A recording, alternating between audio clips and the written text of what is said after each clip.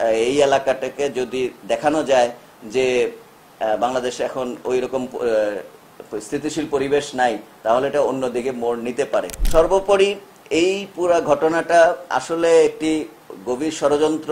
সম্পূর্ণভাবে ইউপিডিএফ এবং তার অঙ্গ সংগঠন সমূহ এই পুরা ঘটনাকে কেন্দ্র করে। সাথে আমি আজকে কথা বলেছি, 6 জন এসেছিল তারা, এবং আপনাদেরকেই বলি একটা জিনিস, এই 6 জনই হচ্ছে ইউপিডিএফ।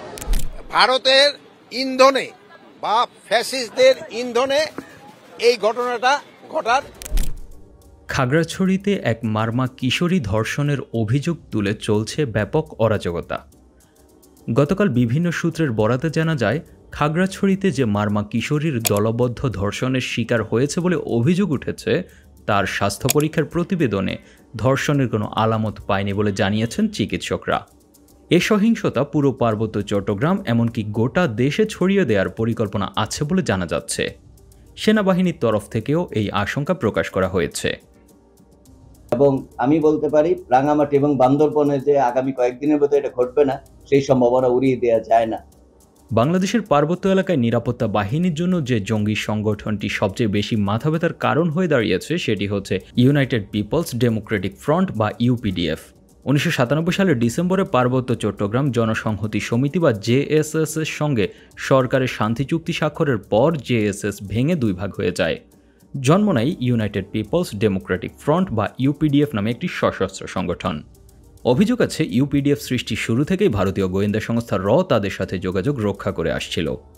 ইউপিডিএফ এর সঙ্গে ভারতীয় কর্তৃপক্ষের যে যোগাযোগ আছে এবং তাদের প্রশিক্ষণ ও অস্ত্র দিয়ে যে তারা সহায়তা করে আসছে, তার প্রমাণ পরবর্তীকালে বিভিন্ন ঘটনায় পাওয়া গিয়েছে।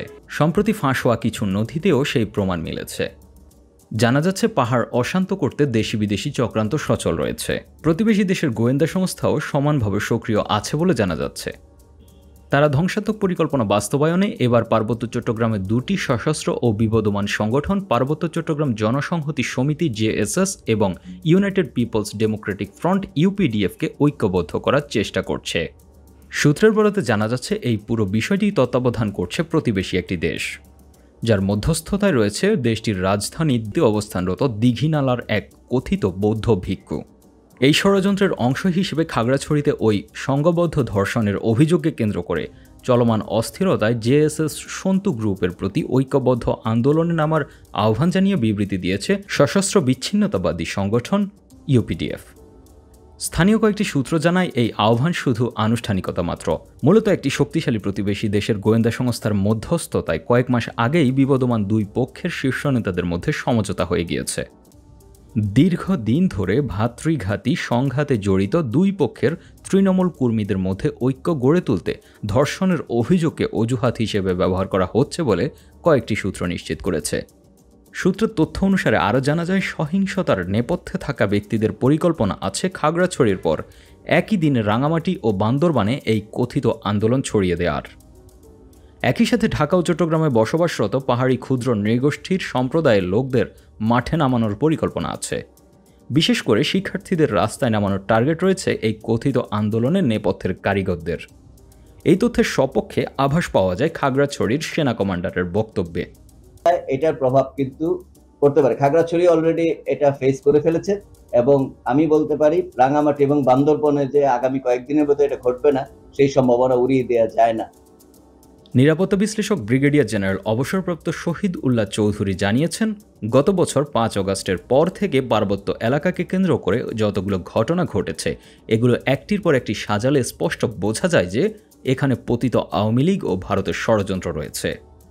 তারা যে কোনো মূল্যে পার্বত্য চট্টগ্রামকে অস্থিতিশীল করতে চায়, কারণ পাহাড়ে বসবাসরত ক্ষুদ্র নৃগোষ্ঠী সম্প্রদায়ের মানুষের প্রতি পশ্চিমাদের একটা সহানুভূতি আছে।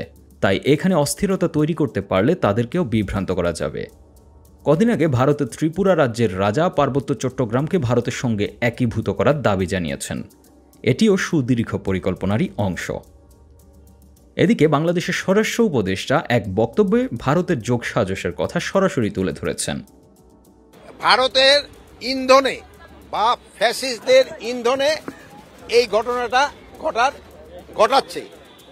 বাংলাদেশ জাতীয়তাবাদী দল বিএনপির স্থায়ী কমিটির সদস্য মেজর অবসরপ্রাপ্ত হাফিজ উদ্দিন আহমেদ এক বক্তব্যে ভারতের সংশ্লেষের কথা তুলে ধরেন। সম্প্রতি ফাঁস হওয়া গোপন এক নথিতে দেখা যায় বিচ্ছিন্নতাবাদী ইউপিডিএফ এর সাথে প্রতিবেশী দেশ ভারতের প্রশাসন ও গোয়েন্দা সংস্থার সাথে নিবিড় যোগাযোগ রয়েছে। এমনকি ইউপিডিএফ ও জেএসএস এর নেতারা ভারতে জমি কিনে বাংলাদেশে অস্থিরতা চালাতে যাচ্ছে এমন নথিও ফাঁস হয়েছে। এছাড়া বাংলাদেশের অভ্যন্তরে অস্থিতিশীল পরিস্থিতি সৃষ্টির লক্ষ্যে পার্শ্ববর্তী দেশের গোয়েন্দা সংস্থার মদদে বিভিন্ন রুটে প্রায় 2 লাখ কোটি টাকার সমমূল্যের জাল নোট প্রবেশ করানো হচ্ছে। বিশেষ ব্যবস্থায় দেশটির নিজস্ব মুদ্রা ছাপানোর ফ্যাসিলিটিতে এসব নোট প্রিন্ট করা হয়েছে বলে দাবি করেছেন আল জাজিরার সাংবাদিক জুলকানাইন সায়ের। এদিকে এবছরের গোড়ার দিকে বিপুল পরিমাণ অস্ত্র ও গোলাবারুদের একটি চালান ভারতের উত্তর পূর্বাঞ্চলীয় রাজ্য মিজোরামে আটক করা হয়। অস্ত্রের চালানটি ইউপিডিএফ এর কাছে সরবরাহের জন্য প্রস্তুত করা হচ্ছিল বলে খবরে জানানো হয়। এসব অস্ত্রের মধ্যে রয়েছে AK-47 এর মতো স্বয়ংক্রিয় রাইফেল। সম্প্রতি সংঘর্ষের পর সেনাবাহিনীর তরফে জানানো হয়েছে পাহাড়ি সন্ত্রাসীরা স্বয়ংক্রিয় অস্ত্র ব্যবহার করেছে। তাদেরই দল এবং তাদের ওই বহিরাগত সন্ত্রাসীরাই দেশীয় অস্ত্র এবং অটোমেটিক অস্ত্রের মাধ্যমে গুলি করে তাদেরকে হত্যা করেছে।